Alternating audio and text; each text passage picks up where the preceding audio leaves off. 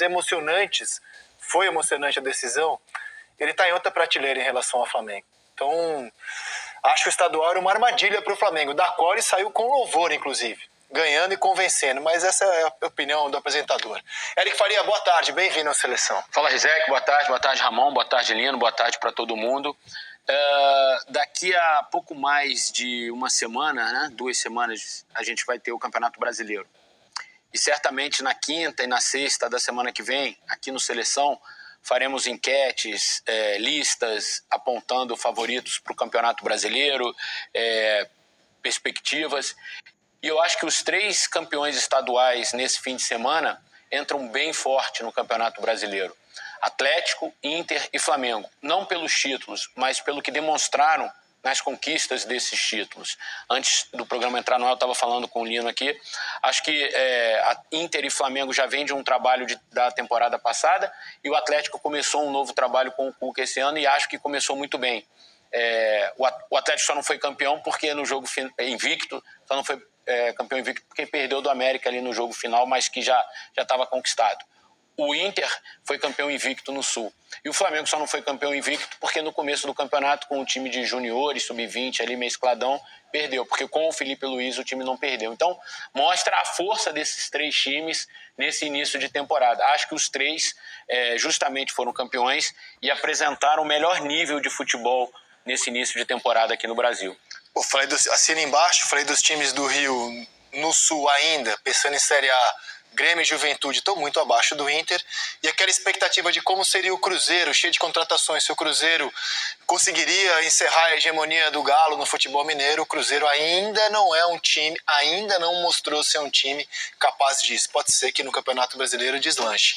Tudo bom, Lino? Boa Seleção. Tudo, Rizek, tudo bem? Sim, Eric, Ramon, amigos. Essas projeções para Campeonato Brasileiro, elas sempre pegam a gente, né? Porque quando a gente transfere o recorte e cola do estadual para o brasileiro, normalmente a gente erra, né? Porque o parâmetro é diferente, estadual serve para preparação, para você embalar time, sempre merecido o campeão quando se trata de campeonato estadual, porque é aquele que se ajustou melhor às circunstâncias, mas é outra história. Eu acho que o Cruzeiro ainda vai vir forte, acho que o Botafogo vai vir forte, o time do Grêmio não é ruim, com alguns ajustes e com alguma sequência vai conseguir fazer campeonato legal também. A perspectiva é muito boa para esse campeonato brasileiro. Os que vêm do Nordeste agora também estão vindo bem. A gente vai ter um campeonato muito legal. A projeção para o Brasileirão é duríssima, Isaac. Eu acho que a minha expectativa é de ser o maior brasileiro dos pontos corridos. Eu tô louco para falar isso. Acho que essa frase vai reverberar. A expectativa não é que vai ser, é a expectativa. Porque eu não consigo ver grande distância assim, entre Flamengo, Palmeiras, o elenco do Botafogo, Internacional, o jogo do Cruzeiro, a capacidade que o Bahia vai ter de coletar pontos dentro da competição, o Fortaleza, aí você tem o Ceará com rivalidade, o Vitória agora cai um pouquinho em conceito com essa final de campeonato baiano, mas está ali brigando. É só jogo duro, você viaja para Caxias do Sul para se incomodar. A atração que vai ser o Santos com o Neymar. Porque o Neymar vai voltar a jogar, e a atração que vai ser o Santos. O medo é só o calendário, né? Porque a gente vai ter um Brasileirão partido, né? Por conta da Copa do Mundo de Clubes. Então, a gente não sabe como os clubes, os 4 do Mundial, vão voltar, né, para o brasileiro e como os que não vão para o Mundial vão conseguir evoluir nessa parada de meio de ano. Então, isso gera alguma apreensão assim, para essas projeções que a gente faz, né? Mas, de fato, a gente tem muito time bom esse ano no Brasil. Cara, já reparou que sempre tem um asterisco na nossa expectativa com o brasileiro? Ano passado era a Copa América. 9 rodadas com os desfalques que a Copa América provocaria. Esse ano é o Super Mundial. Todo ano tem um asterisco. Não, eu não falei daqueles times que dentro de casa lotam o estádio e tem uma diferença absurda. O São Paulo tá nessa tocada, o Corinthians é um time dentro de casa também que você, né? Cara, é um campeonato difícil de você estabelecer cenário, que a hora que você fizer aquelas maluquices que você faz aqui, Zé, né, que o pessoal printa e depois diz que é a gente, aí printa de um, printa de outro só pra pegar no pé da gente, a coisa vai pegar, cara. Cara, estadual do Rio de Janeiro, dominado pelo time titular do Flamengo. Como disse o Eric, o time titular do Flamengo não perdeu nenhum jogo e mais do que isso, sofreu...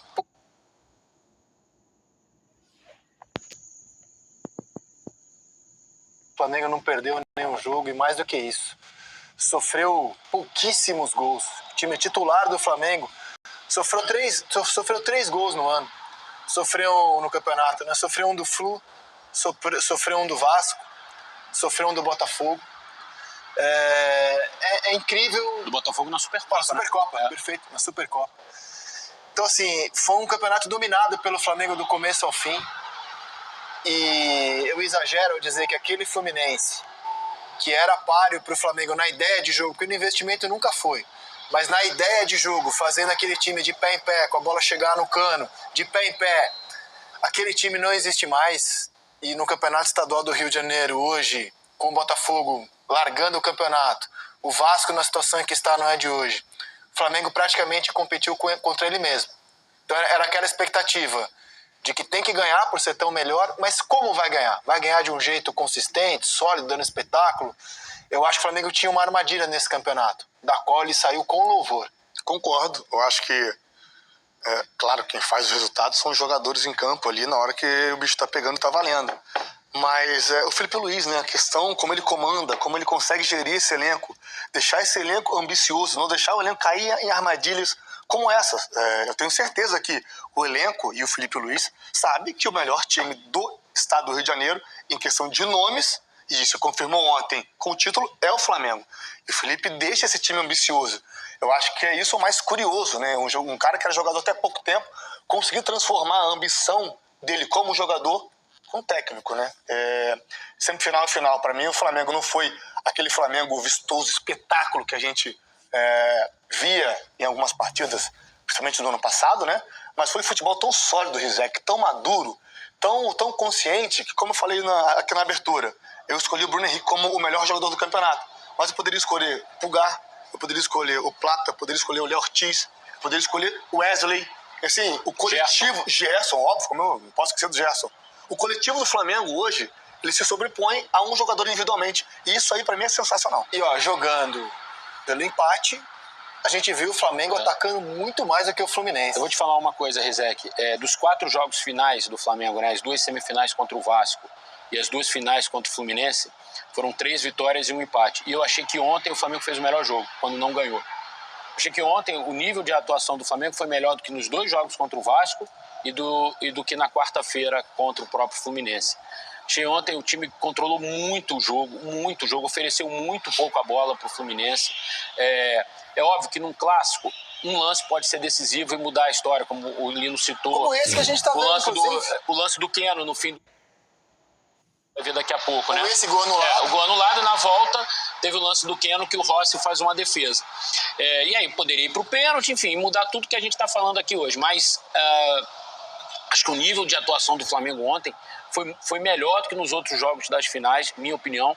Acho que o Flamengo ofereceu muito pouco para o adversário e criou muitas possibilidades para fazer 1, 2, 3 gols até na partida de ontem. Não fez por característica mesmo, eu acho, dos jogadores que atuam na frente hoje no Flamengo. Não são jogadores que têm muitos gols na carreira. O Plata, o Luiz Araújo. Também porque o VAR tirou esse gol do Flamengo, que vamos debater se foi bem tirado ou se foi um acerto.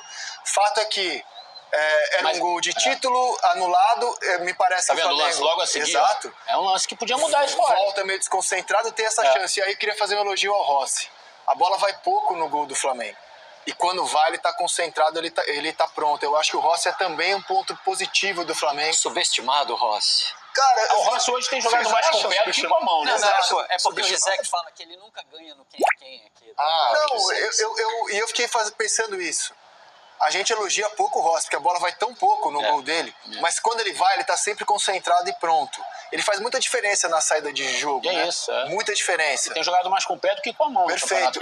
Mas quando a bola foi nele no lance capital, ele estava pronto para defender. Eu acho que ele é reflexo do amadurecimento do elenco do Flamengo, porque o Flamengo contratou muito. Nessa temporada não precisa contratar, o Flamengo chega com um elenco que vai amadurecendo, se adaptando, entendendo um pouco mais o funcionamento da equipe. Os 2 jogadores que o Flamengo contratou esse ano, um estava no banco e o outro estava machucado. Sim. O Danilo machucado e o Juninho no banco, né? Você viu o time que jogou ontem a final é o time do ano passado. O Pulgar, cara, o que era o Pulgar na chegada dele, o que é o Pulgar hoje, vários jogadores. O Plata tá amadurecendo também, chegando no nível que se imagina dele. O Arrascaeta voltou a jogar bola agora nesses 2 últimos jogos. Então, esse amadurecimento do elenco do Flamengo tá fazendo diferença.